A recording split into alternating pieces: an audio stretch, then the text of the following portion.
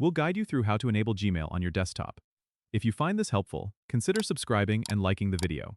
First, open your web browser and go to Gmail's official website by typing www.gmail.com in the address bar and hitting enter.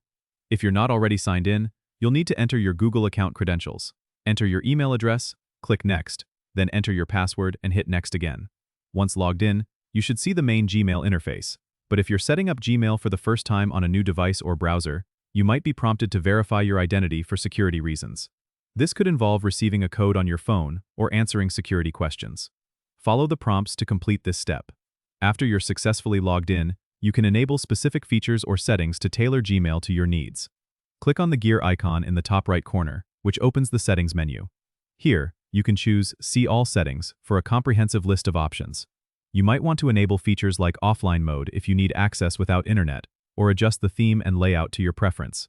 If you're setting up for the first time, make sure to check the Forwarding and POP/IMAP tab to enable your email client access if needed. This is essential if you want to use Gmail with email applications like Outlook or Apple Mail.